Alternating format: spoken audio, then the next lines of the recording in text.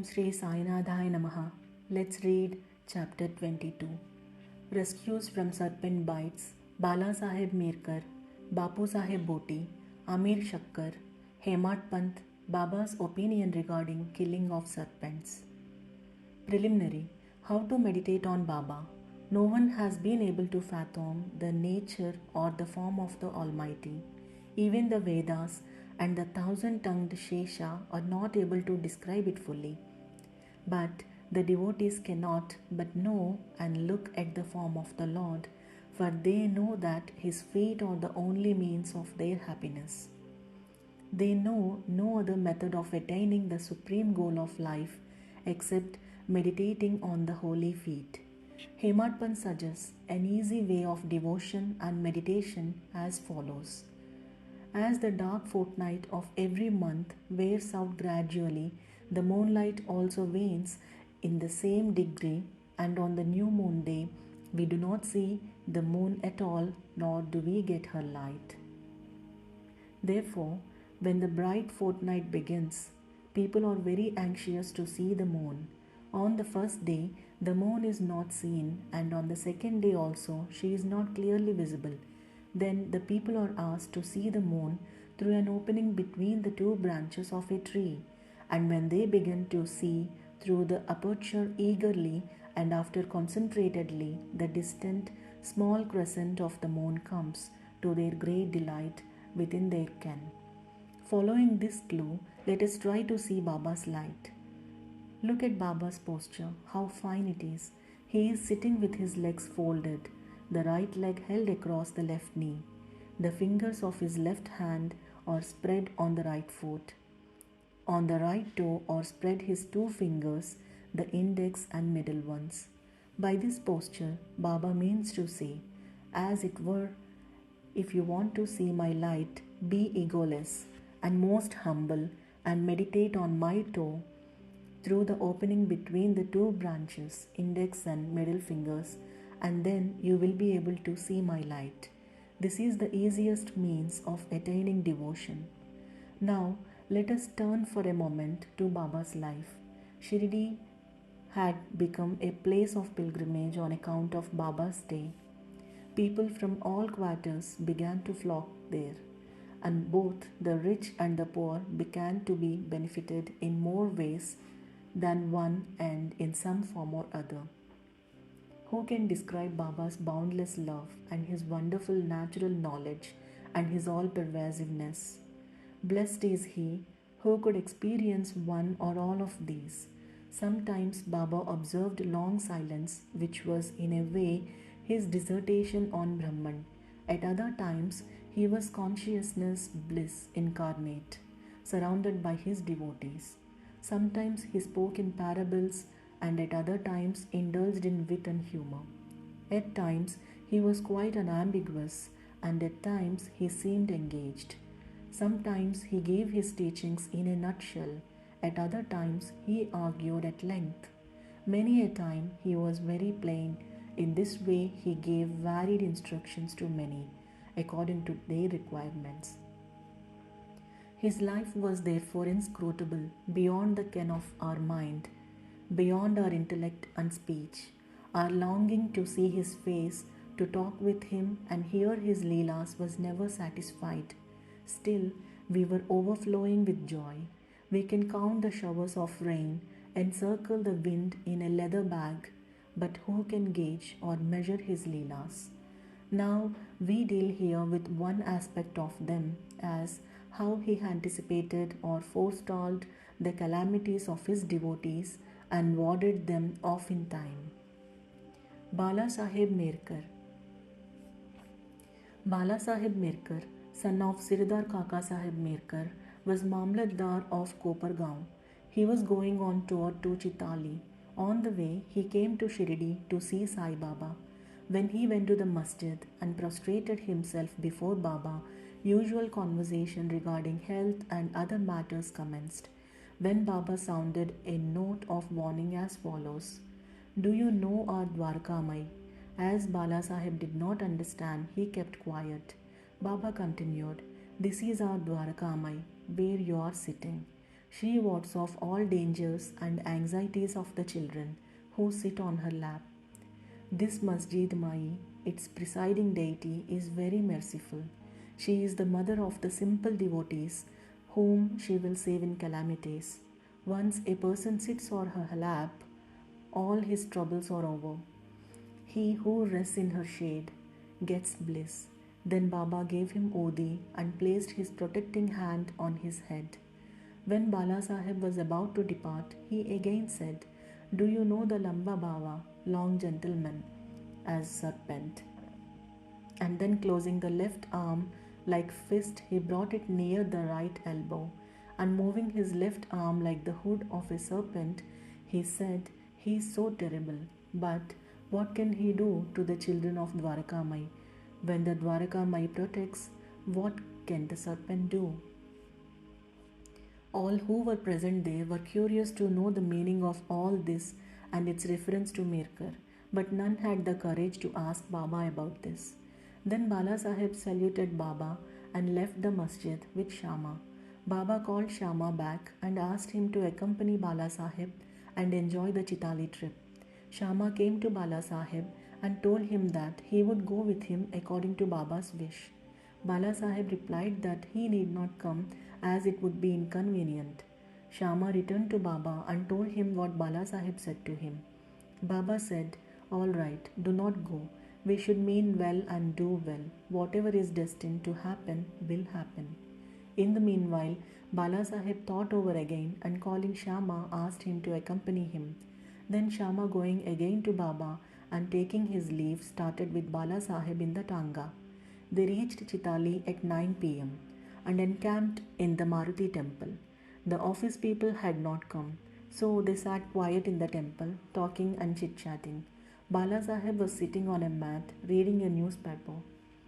His uparani, upper dhotar, was spread across his waist, and on a part of it a snake was sitting unobserved. It began to move with a rustling sound which was heard by the peon. He brought a lantern, saw the snake and raised an alarm, "Serpent, serpent." Bala Sahib was frightened and began to quiver. Shama was also amazed.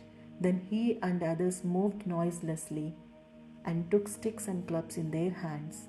The snake got down slowly from the waist and it moved a bit away from Bala Sahib.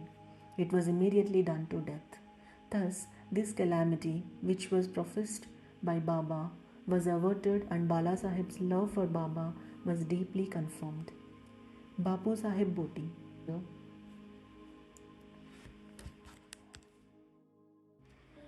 A great astrologer named Nana Sahib Dengle told one day Bapu Sahib Boti, who was then in Shirdi, "Today is an inauspicious day for you. There is a danger to your life." This made Bapu Sahib restless. When they, as usual, came to Masjid, Baba said to Bapu Sahib, "What does this Nana say? He foretells death for you? Well, you need not be afraid. Tell him boldly. Let us see how death kills." Then, later in the evening, Bapu Sahib went to his privy for easing himself, where he saw a snake. His servant saw it and lifted a stone to strike at it. Bapu Sahib asked him to get a big stick, but before the servant returned with the stick, the snake was seen moving away and soon disappeared. Bapu Sahib remembered with joy Baba's words of fearlessness. Amir Shakkar. Amir Shakkar was a native of the village Korale in Kopargaon Taluka. He belonged to the butcher caste. He worked as a commission agent in Bandra and was well known there. He once suffered from rheumatism, which gave him much pain. He was then reminded of God, and so he left his business and went to Shirdi and prayed to Baba to relieve him from this malady. Baba then stationed him in the Chavadi, which was then a damp, unhealthy place, unfit for such a patient. Any other place in the village or corral itself would have been better for Amir. But Baba's words was the deciding factor and the chief medicine. Baba did not allow him to come to the masjid, but fixed him in the Chavadi, where he got very great advantage. Baba passed via Chavadi every morning and evening, and every alternate day Baba went to the Chavdi in a procession and slept there. So Amir got Baba's contact very often easily. Amir stayed there for full 9 months and then somehow or other he got a disgust for the place. So one night he stealthily left the place and came to Kopargaon and stayed in a dharmashala. There he saw an old dying fakir who asked him for water. Amir brought it and gave it to him. As soon as he drank it, he passed away. Then Amir was in a fix. He thought that if he went and informed the authorities, he would be held responsible for the death as he was the first and sole informant and knew something about it. He repented for his action as leaving Shirdi without Baba's leave and prayed to Baba. He then determined to return to Shirdi, and that same night he ran back, remembering and muttering Baba's name on the way, and reached Shirdi before daybreak and became free from anxiety. Then he lived in the Chavdi in perfect accordance with Baba's wishes and orders and got himself cured. One night it so happened that Baba cried at midnight, "O Abdul, some devilish creature is dashing against the side of my bed." Abdul came with a lantern, examined Baba's bed but found nothing.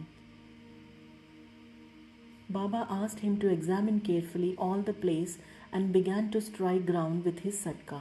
Seeing this leela of Baba, Amir thought that Baba might have suspected some serpent had come there. Amir could know by close and long contact the meaning of Baba's words and actions. Baba then saw near Amir's cushion something moving. He asked Abdul to bring in the light, and when he brought it, he saw the coil of serpent there, moving its head up and down. Thereupon the serpent was immediately beaten to death. Thus Baba gave timely warning and saved Amir. Hemat Pant, Scorpion and Serpent. At Baba's recommendation, Kaka Sahib Dikshit was daily reading the two works of Shri Eknath Maharaj as Bhagavat and Bhavartha Ramayana, and Hemat Pant had the good fortune to be one of the audience when the reading of the works was going on. Once, when a portion from the Ramayana relating to Hanuman's testing Rama's greatness according to his mother's instructions was being read, all the listeners were spellbound. Hemat Pant was one of them. A big scorpion, none knew where it came from, jumped and sat on the right shoulder of Hemat Pant on his Uparani, upper dhotar. First, it was not noticed, but as the Lord protects those who are intent on hearing his stories, he casually cast a glance over his right shoulder and noticed it. It was dead silence, not a bit moved here or there. It seemed as if it also enjoyed the reading. Then, by the Lord's grace, Hemat Pant, without disturbing the audience, took the two ends of his dhotar, folded them, and brought them together, enclosing the scorpion within. Then he went out and threw it in the garden. Second, on another occasion, some persons were sitting in the upper floor of Kaka Sahib's Wada just before nightfall when a serpent crept through a hole in the window frame and sat coiled up. A light was brought. Though it was first dazzled, yet it sat still and only moved its head up and down. Then many persons rushed there with sticks and cudgels, but as it sat in an awkward place, no blow could be dealt. But hearing the noises of men, the serpent went out hastily through the same hole. Then all the persons there felt relieved. Baba's opinion. One devotee named Muktaram then said that it was good that the poor creature escaped. Hemat Pant challenged him, saying that serpent should be better be killed. There was a hot discussion between them, the former contending that serpents and such creatures should not be killed, the latter that they should be. As night came on, the discussion came to an end, without any decision being arrived at. Next day, the question was referred to Baba, who gave his settled opinion as follows. God lives in all beings and creatures, whether they be serpents or scorpions. He is the great wide puller of the world, and all beings, serpents, scorpions, etc., obey his command. Unless he will it, nobody can do any harm to others. The world is all dependent on him and no one is independent. So we should take pity and love all creatures, leave off adventurous fights and killings and be patient. The Lord is the protector of all. Bow to Shri Sai, peace be to all. Om Namo Shri Sai Nadhaya Namaha. Shanti, Shanti, Shanti.